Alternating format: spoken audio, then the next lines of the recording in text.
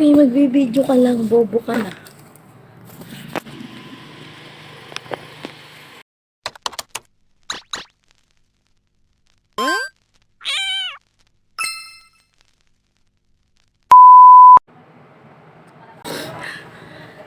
So, hi guys. Gumawa ko ng project. Yung project na to, alam niyo kung kailan ko siya sinimulan? May 2023. Guess what? It's January 2024. And ngayon ko lang siya natapos. Alam mo ba kung saan-saan ko na nadala yung project na yan? Nadala ko na yun sa probinsya. Kasi umuwi ako last July 2023. Dinala ko yan kasi sabi ko baka dun matapos ko na siya. Nag-January na lang. May New Year na, hindi pa rin natapos. Ayun. So, alam mo pa kung ano yung nag-ano sa akin, nag-push sa akin para matapos ko yung project na yan. Kasi, niregaluhan ko yung pamangkin ko ng top. Tapos sabi ko, sayang naman yung ginagawa. Di ba natapos ko na yung sa pamangkin ko. Sabi ko, sayang naman yung sipag ko ngayon kung hindi ko tatapusin yung akin. Yung tatapusin ko yung red na top. Yung project ko na to. Kaya ginawa ko. Pero inabot na naman ako ng ilang taon. OA. Tapos yung sa pamangkin ko, alam mo ba, inabot din ako ng ilang buwan. October birthday niya, guys. Nabigay ko January. OA. OA talaga. Katamaran. Kung hindi pa ako bumili ng planner, hindi ko pa matatapos yung project na yan. Pero finally, tapos na siya. So, tingnan nyo na lang, para kayong hindi nag-aral.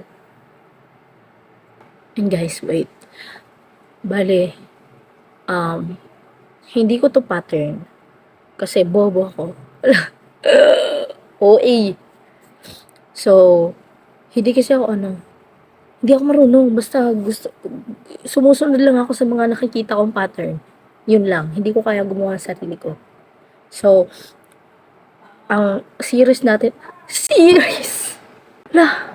ang series na to is, ang gagawin ko lang is, maghahanap ako ng mga patterns sa online or kahit saan pa man ako may mahagilap na pattern ng pang-crochet is yun yung mga gagawin natin. Kasi hindi naman ako magaling para gumawa ng orig na top or ng Emeru item project. Kasi hindi nga ako marunong, hindi ko kaya sumudsum. Ang dami sinasabi! Hala si OA. So, ayun. Ang hirap pala. Ang hirap kakanood mo ng TikTok. OA mo na. Bye. Papagod na ako sa inyo. Oo, sino ba nag-utos sa'yo gumawa-gawa? Na, tama na. Ang ingay. So, ayun lang guys. Napakita ko na sa inyo kung ano ko gagawin. Na kayo. So, yun. Pagawin ko na siya. The F. So, by the way guys, ilalagay ko yung mga patterns na pinagayahan ko o kinuhanan ko. Ilalagay ko na lang sa description. Sa description box. Para kung gusto nyo rin gawin, edi gawin nyo. Parang hindi kayo nag-grade 2 na. So, ayan. Sasabihin ko pa ba kung anong ginawa ko? Wag na. Parang hindi naman kayo nag-grade 4 pag ganyan. TOA ka. Kanino ka bang anak? Hala. So, ayan siya guys. Yan yung top. Ito ng top. And ito siya. Ang pangalan ng top. And dito ko nakuha. Hindi dito ko siya nahanap kay ZX Crochets. And please subscribe kung gusto nyo ng magandang top. Na crochet. Ang galing siya. Ang daming ginawa ng tutorial. And yeah, maganda siya. So, yan ang natin. Yung gagawin natin for today's tutorial. Ito ang aking yarns. And ito, nasimulan ko na yung project na yan. Nasimulan ko na siya. Panoorin nyo na lang sa YouTube niya kung gusto nyong gumawa rin ng ganyan or makita nyo kung paano ginawa. Pero, explain ko muna kung ano yung ginawa ko. So, yun nga guys. So, ang unang ginagawa sa project na to is yung straps. Tapos, to make the straps, you need to chain. Kasi yung kanya, ang ginawa niya is, yung max niya is 220 kasi small, slim siya, fit. So, 220 ang ginawa niya. And, nasa iyo, ang pag-a-add. Kung nga sa tingin mo, susukat mo yung 220, parang feeling mo hindi ka siya sa'yo. So, dagdagan yung mga, kung magkano ba gusto mo idagdag para sa tingin mo ka siya. 3mm yung ginamit ko. So, ang ginamit ko is 3mm na hook and 5 ply yata to, itong yarn na to. Basta ito, straps, panoorin nyo. Nagawa ko na yung straps. And mag-move on na tayo sa next step. Okay, tama ng daldal, nakakainis.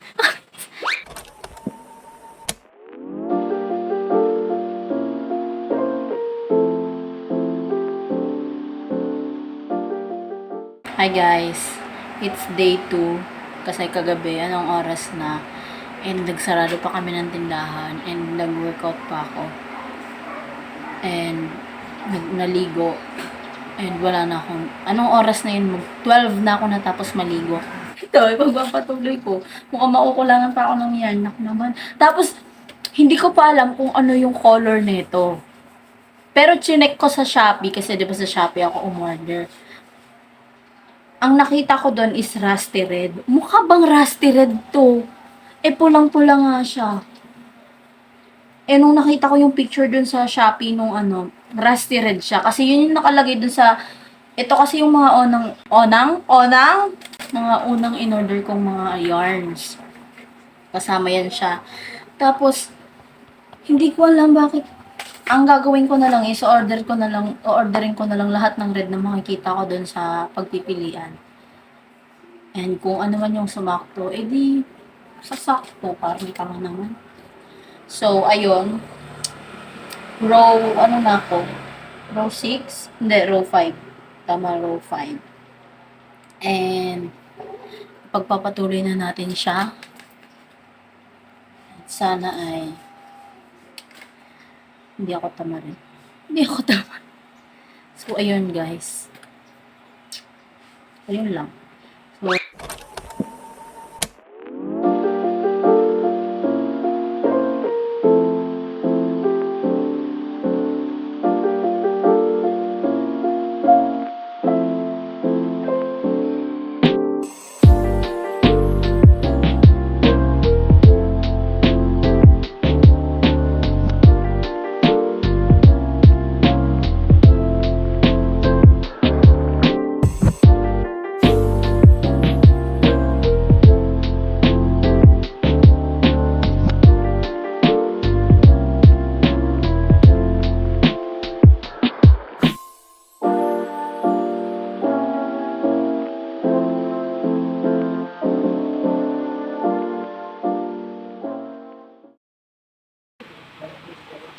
hi guys. So, it's been 20 million years.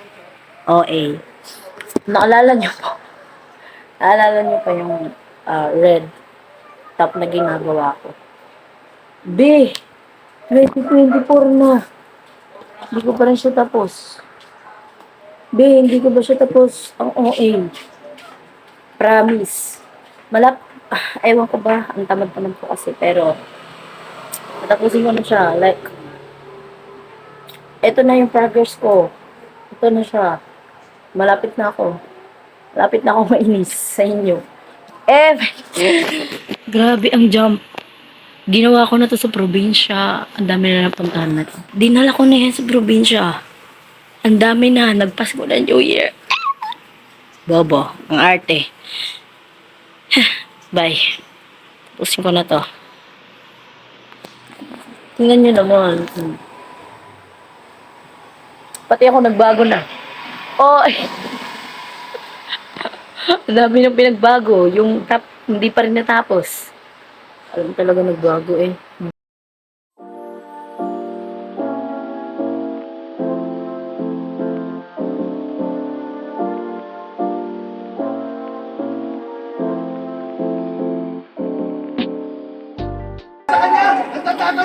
So, ang umiinay sa kama. Kaya pakawalan nyo na. Ang may harapin nyo. nasa edging part na ako. So, edging part means, benta ako malabon! Patapos na ka mo. So, ayan. Ito na lang yung part na ito. Hanggang dito. Pagdating ko dito, I'm done! Pakita ko sa inyo kung masig. Para kayo po. So, ayan guys, oh. Naglagay na ako ng butas.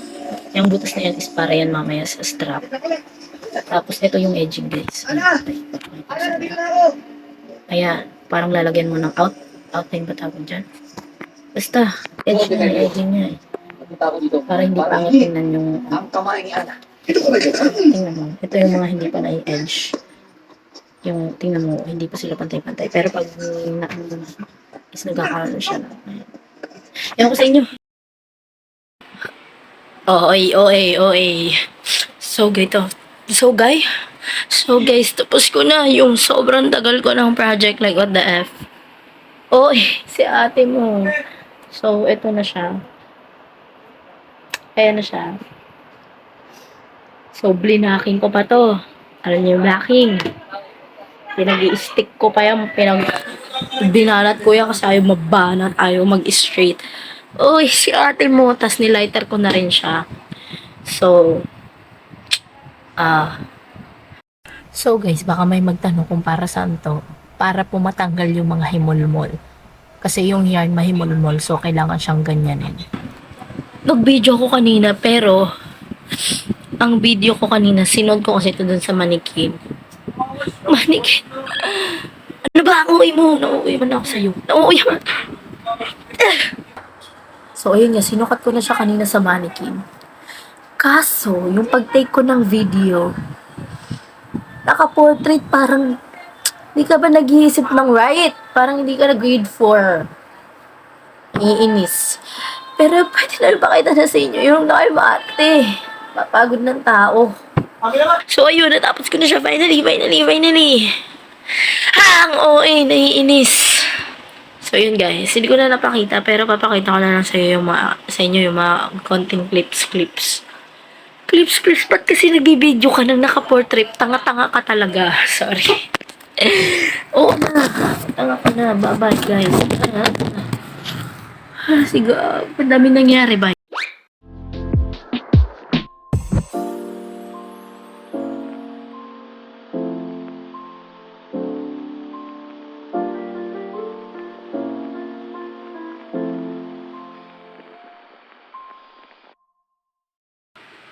Ayun lang. Bye-bye. Bye-bye na. Oo eh. Dami yung ano.